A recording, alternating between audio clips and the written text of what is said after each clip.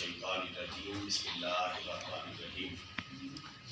واجب احترام ناظرین اسلام، صحیح مسلم کی حدیث شریف نمبر 294 میں ہے کہ پیارے رسول اللہ صلی اللہ علیہ وسلم نے ارشاد فرمایا، 3 آدمیوں سے اللہ تعالیٰ قیامت کے دن بات نہیں کرے گا۔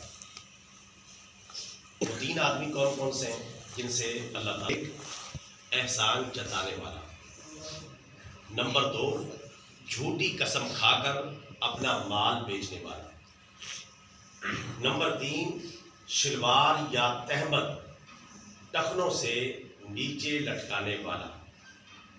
یہ 3 افراد ہیں جن کے بارے میں پیارے رسول اللہ صلی اللہ علیہ وسلم نے ارشاد فرمایا کہ اللہ تبارک و تعالیٰ ان سے بات نہیں کرے گا، ان سے کلام نہیں کرے گا۔ اور بات نہ کرنے اور کلام نہ کرنے کا مطلب ہے کہ وہ اللہ تبارک و تعالیٰ کی رحمت سے ابتداءً محروم رہیں گے، بعد میں اللہ تبارک و تعالیٰ معاف کر دے اور انہیں اپنی رحمت کی چادر میں ڈھانپ لے، وہ ایک الگ بات ہے۔ کیونکہ ظاہر ہے کہ یہ گناہ کرنے والا کافر تو نہیں ہے، مسلمان ہے، یہ گناہ کے کام ہے، لیکن اللہ تعالیٰ کو یہ کام سخت ناپسند ہے۔ جو کافر ہے ان سے تو اللہ تعالیٰ بالکل بھی کلام نہیں فرمائے گا، ان کو تو اٹھا کے ویسے ہی جہنم میں پھینک دیا جائے گا، اللہ تعالیٰ اتنا ناراض ہوگا۔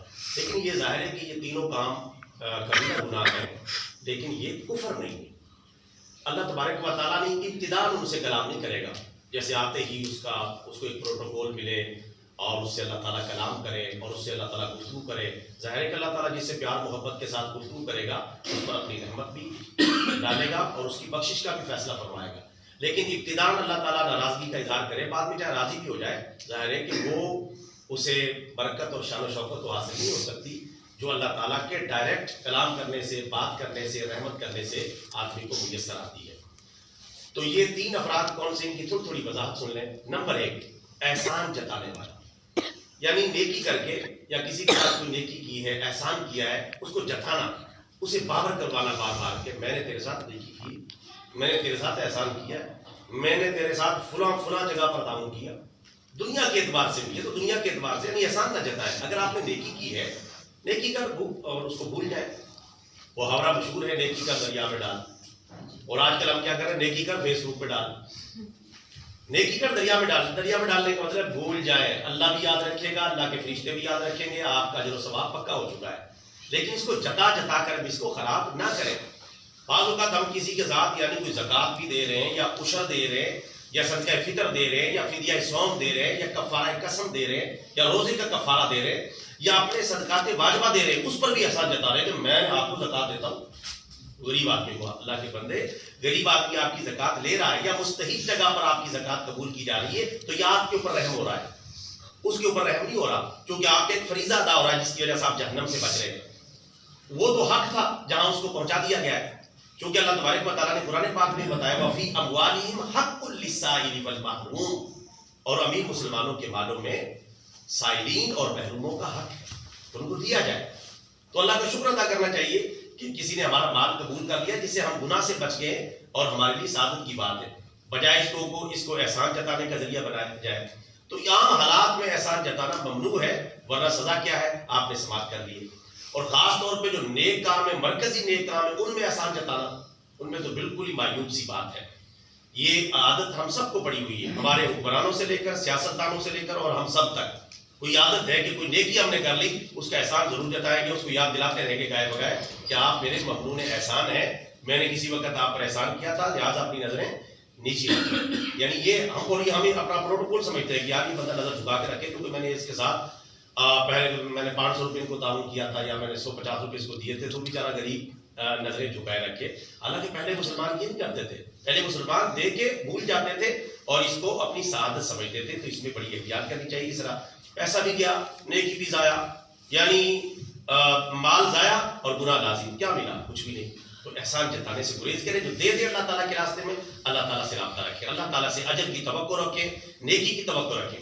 اور خاص طور پہ جب آپ علماء یا مساجد کے ائمہ یا مساجد یا مدارس یا اہل دین یا دین کے طالب علموں پر آپ خرچ کریں، پھر تو نیکی اور احسان جتانے کا تصور بھی اپنے دل سے نکال دیں، کیونکہ یہاں نیکی بھی بہت زیادہ ہے اور اسی طرح آپ کا گناہ بھی واپس پلٹ سکتا ہے۔ ایسی جگہوں پر خرچ کر رہے ہیں تو خالص دین کے کام ہے، یہاں بھی اگر آپ احسان جتانے پر تل جائیں، کسی امام مسجد سے، کسی عالم دین سے، کسی مسجد کے ساتھ، کسی مدرسے کے ساتھ، کسی دین کے طالب علم کے ساتھ، کوئی قرآن و سنت کے پڑھانے والے کے ساتھ آپ نے کوئی تعاون کر دیا کسی بھی حوالے سے، تو اپنے اور اللہ کے درمیان اس کو راز رکھیں، اور اللہ تبارک و تعالیٰ اس کو آپ بہترین اجر آپ کو عطا کرے گا، اور آپ احسان جتائیں اس چیز پر۔ حالانکہ یہ مرکزی نیکی کے کام ہے، ہماری ویسی ذمہ داری ہے ان جگہوں پہ خرچ کریں، اور یہاں ہم احسان جتائیں تو بلا وجہ ہم اپنا ثواب ضائع کر سکتے ہیں۔ تو یہ پہلا بندہ ہے احسان جتانے والا، نیکی کر کے احسان کو یاد دلاتے رہنے والا۔ اللہ تبارک و تعالیٰ اس سے ہماری حفاظت فرمائے۔ دوسرا بندہ جھوٹی قسم کھا کے اپنا مال بیچنے والا، یہ خاص طور پہ عادت ہوتی ہے دکانداروں کو، بعض کا ریڈی باندھ دی اور سب یعنی مال اس پر قسم کھا رہے ہیں۔ پہلی بات ہے قسم کھانے کی ضرورت نہیں، آپ ریٹ بتائیں، سیدھی بات کریں، کسی نے لینا ہے تو لے لے گا، نہیں لیتا تو نہ لے، لیکن قسم نہ اٹھائیں۔ اور خدا نہ خواستہ کسی اگر قسم اٹھانی ہی پڑ گئی کبھی کبھار تو اس پہ سچی قسم اٹھائیں۔ کوئی ایسا بحث مباحثے کا معاملہ بن گیا، بعض اوقات مجبوری بھی بن جاتی ہے، لیکن قسم اٹھا کے مال بیچنا تاکہ میرا مال بک جائے اس لیے قسم اٹھائے۔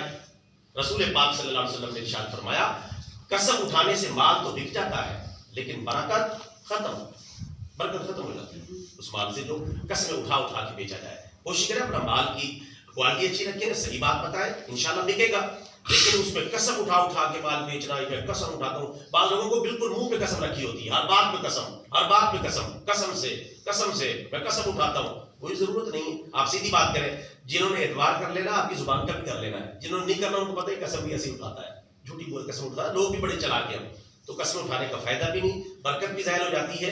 اور دوسرا آپ صلی اللہ علیہ وسلم نے فرمایا قسم اٹھا کر اپنا مال بیچنے والا، اس سے اللہ تعالیٰ قیامت کے دن بات نہیں کرے گا، تو یہ کتنی بڑی سعادت ہے جس سے بندہ محروم ہو جائے گا۔ تو کوشش کریں اس میں بھی ہم سب کو احتیاط کرنی چاہیے۔ نمبر 3 بندہ ہے شلوار یا تہمت ٹخنوں سے نیچے لٹکانے والا۔ اب یہ بات یاد رکھیں کہ یہ جو مسئلہ ہے یہ کیا ہے؟ شلوار ٹخنوں سے نیچے رکھنا، ایک ہوتا ہے گھٹنے، ایک ہوتا ہے ٹخنے، اس کو گھٹنا کہتے ہیں اور اس کو ٹخنا کہتے ہیں۔ یہ جو ہڈی ہے ٹخنوں سے نیچے لٹکانے والا شلوار ہے چاہے تہمت ہے۔ اب یہ بات مسئلہ یاد رکھیں، کیا ہر بندہ گنہگار ہوگا؟ نہیں، یہ بات ذہن میں رکھیں کہ کسی مسلمان کا اگر غلطی سے شلوار ٹخنوں سے نیچے ہو گئی یا تہمت ٹخنوں سے نیچے ہو گیا وہ گنہگار نہیں ہوگا، جبکہ وہ احتیاط کرتا رہے، اور جب ایسا کبھی ہو جائے اس کو اوپر اٹھا لے، وہ گنہگار نہیں ہوگا۔ اس سے مراد ہے تکبر کے ساتھ شلوار ٹخنوں سے نیچے لٹکانے والا یا تہمت نیچے لٹکانے والا۔ آپ کو پتا بعض لوگوں کو تکبر کرنے کی عادت ہوتی ہے، اچھے طریقے سے وہ ڈبے چھوڑی ہوتی ہیں اور تہمت اور گھسٹ کے چل رہا ہوتا ہے، وہ یعنی سٹائل، اور جان بوجھ کے شلوار کے پانچے کھلے رکھ کے نیچے تک لٹکتے جائیں، اکڑ، تکبر، غرور، شو کرانے کے لیے، اس وقت یہ سختی سے ممنوع ہے۔ حضرت ابوبکر صدیق رضی اللہ تعالیٰ عنہ کا تہمت مبارک جو ہے وہ آپ کو تھوڑے سے بھاری تھے، تو آپ کا تہمت مبارک اکثر ہو جاتا تھا، ٹخنوں سے نیچے جاتا تھا، تو آپ بڑا سنبھالتے رہتے تھے اس کو۔ تو ایک دن پوچھا یا رسول اللہ صلی اللہ علیہ وسلم مجھ سے تو یہ مسئلہ ہو جاتا ہے، تو یہ تو بڑا سخت حکم ہے۔ آپ صلی اللہ علیہ وسلم نے فرمایا تم ان لوگوں میں سے نہیں ہو جو تکبر کرتے ہیں۔ حضرت ابوبکر صدیق جیسے لوگ کہاں تکبر کرتے ہیں، وہ تو اللہ تعالیٰ کے عاجز بندے تھے، تو مطلب آپ نے فرما دیا کہ اس کو گناہ نہیں ہوگا۔ یعنی اگر ایسے ہو جاتا ہے شلوار ایسے ڈھیلی ہو گئی یا کسی اور وجہ سے کوئی بندہ موٹاپا ہے یا تہمت اس طرح بندہ ہے، اس کا اگر نیچے لٹک جاتا ہے پھر وہ احتیاط بھی کرتا رہتا ہے جتنی ممکن ہے، تو انشاءاللہ وہ گنہگار نہیں ہوگا۔ ابھی شلوار ٹخنوں سے اوپر کرنے کا کنسیپٹ آپ کو کلیئر ہو گیا ہوگا، اس کے پیچھے تکبر ہے، اس کے پیچھے غرور ہے، اس کے پیچھے اکڑ ہے، اور تکبر اور غرور کو اللہ تعالیٰ پسند نہیں کرتا، کیونکہ تکبر اللہ کی صفت ہے۔ تکبر کس کی صفت ہے؟ اللہ تعالیٰ کی صفت ہے۔ اللہ تعالیٰ نہیں چاہتا کہ کوئی اس کے دائرۂ کار میں داخل ہو، یہ تکبر اللہ تعالیٰ کی چادر ہے، جو اللہ تعالیٰ سے اس کو چھیننے کی کوشش کرے گا ذلیل و رسوا ہوگا، اور کل قیامت کے دن متکبرین کو چوٹی کی شکل میں لایا جائے گا ذلیل کر کے، تاکہ لوگوں کے پاؤں کے نیچے رونتے جائیں اور ان کو پتہ چلے کہ تکبر کیا ہوتا ہے۔ تو تکبر کے ساتھ یہ معاملات ہیں، اگر تکبر نہیں کبھی کبھار ویسا ہو گیا تو احتیاط کرتا رہے، لیکن احتیاط کرے۔ تکبر کے ساتھ تو بالکل ہی حرام ہے، تکبر کے ساتھ جیسے تکبر کے ساتھ ایسا کرتا ہے اس کے لیے تو بالکل ناجائز ہے اور گناہ ہے۔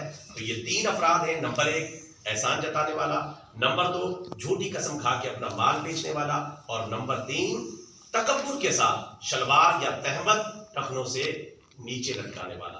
اللہ تعالیٰ سے دعا ہے اللہ تعالیٰ ان تمام برائیوں سے اور ان تینوں گناہوں سے ہمیں بچنے کی توفیق عطا فرمائے اور اپنے معاملات میں احتیاط کرنے کی توفیق عطا فرمائے۔ وآخر دعوانا ان الحمد للہ رب العالمین۔